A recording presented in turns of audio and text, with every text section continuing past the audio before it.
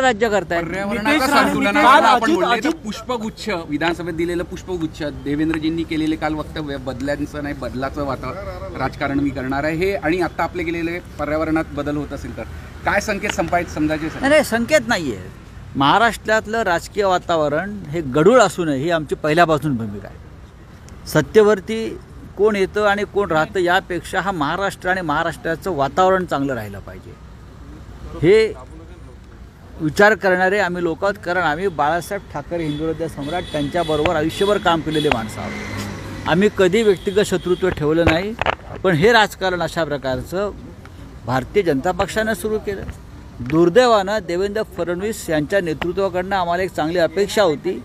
पण त्यांना अशा लोकांनी घेरलं त्या काळामध्ये आणि त्यांनी फडणवीस यांची प्रतिमा पूर्णपणे मलिन करून टाकली. सर नितेश राणे ने कहा है कि ईवीएम का नया मतलब है एवरी वोट अगेंस्ट मुल्ला. नाही मुझे मालूम अजित दादा काल म्हटले की अंतरून पाहून पाय पसरायला पाहिजे. शेतकरी कर्जमाफीचा मी कधीही माझ्या भाषणात उल्लेख केलेला नाही. शेतकरी कर्जमाफीचा उल्लेख त्यांच्या भाषणात केला नसला तरी भारतीय जनता पक्षाच्या जाहीरनाम्यात त्याचा उल्लेख आहे. भारतीय जनता पक्षाच्या जाहीरनाम्यात 2100 रुपये लाडक्या बहिणींना आणि कर्जमाफी शेतकऱ्यांना हे भारतीय जनता पक्षाच्या जाहीरनाम्यात जर स्पष्ट लिहिलं असेल आणि त्या भारतीय जनता पक्षाच्या सरकारमध्ये आपण अर्थमंत्री असाल तर तुम्ही काय बोलताय आणि बोलला नाही तुमच्या भाषणात याला काय अर्थ राहत नाही. जाहीरनाम्यातलं प्रत्येक वचन तुम्हाला पूर्ण करावं लागेल. शेतकऱ्यांची कर्जमाफी करावी लागेल. लाडक्या बहिणींना 2100 रुपये द्यावे लागतील. काल आरोप केला होता की 2 दिवसात बोलणी झाली असती तर हे चित्र झालं नसतं. कोण म्हणताय? तरी तुमचं नाव पण घेतलं काल की बोलणी करण्यात संजय राऊत 2 वाजायच्या बैठका सुरू 18 दिवस वाया घालवले. बघा ते काय बोलतात त्यांच्याकडे फार लक्ष द्यायची गरज नाही. हरियाणामध्ये आम्ही होतो का? हरियाणामध्ये काँग्रेस पक्षाबरोबर समोर कोणीच नव्हतं. ते एकटेच होते. मग हरियाणामध्ये का हरलात? अशा अनेक राज्यामध्ये जम्मू काश्मीरला का हरलात? महाराष्ट्रात काही लोक कोट शिवून तयार होते मुख्यमंत्री पदाचा. आम्ही नव्हतो त्याच्यामध्ये. शिवसेना हा महाराष्ट्रातला एक प्रमुख पक्ष आहे. प्रादेशिक पक्ष आहे. काँग्रेस राष्ट्रीय पक्ष आहे. बरं पश्चिम बंगालला काय शिवसेना होती का? होती का शिवसेना? मग अख्ख्या देशभरात तुमचा पराभव का होतो आहे? तिथे सर्वत्र आम्ही आहोत का? तिथे सर्वत्र संजय राऊत आहे.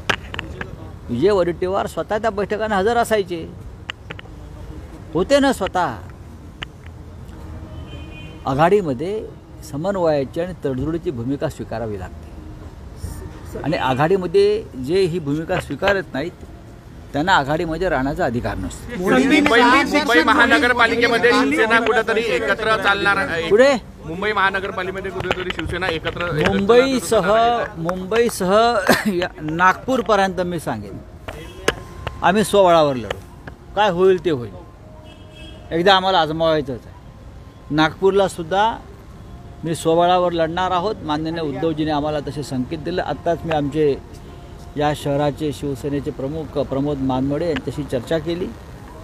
शिवसेना शहर प्रमुख आणि असं आमचं ठरत आहे की मुंबई असेल, ठाणे असेल, पुणे असेल, नागपूर असेल कार्यकर्त्यांना संधी कधी मिळणार? आघाडीमध्ये मग लोकसभा विधानसभेमध्ये कार्यकर्त्यांना लढण्याची संधी मिळत नाही आणि त्याचा फटका पक्षाच्या वाढीला बसतो. महानगरपालिका, जिल्हा परिषद आणि नगरपंचायतीमध्ये स्वबळावर लढून आपापले पक्ष मजबूत करावे. दिल्ली में कहा है कि मैं भी इंसान हूँ, मुझसे भी गलती हो सकती है. नहीं, मैं उनको इंसान मानता नहीं. वो भगवान है. सर संदीप भगवान होता है. एक बार जब किसी ने घोषित किया कि ये भगवान का अवतार है तो इंसान कैसा बन जाता है? हाँ आप मुझे बताइए. ब्रह्मदेव इंसान है क्या? नहीं, वो भगवान है. विष्णु भगवान है. वो विष्णु के 13वें अवतार है. तो अब जो अवतारी है जिसको अवतार माना गया है वो खुद बोल रहा है मैं इंसान हूँ, कुछ गड़बड़ है, केमिकल लोचा है. हिंदी में शिवसेना अकेली लड़ने जा रही है. संदीप दीक्षित जो कांग्रेस के नेता है, संदीप दीक्षित दिल्ली में कांग्रेस के नेता है, वो कह रहे हैं कि जो पार्टियां आम आदमी पार्टी को दिल्ली में सपोर्ट कर रही है उनका कोई वजूद दिल्ली में नहीं है. ठीक है, देख लेंगे. नहीं होगा वजूद, कांग्रेस ने आपका वजूद दिखाना चाहिए, हमारी शुभकामनाएं है। बोलिए क्या? हिंदी में आप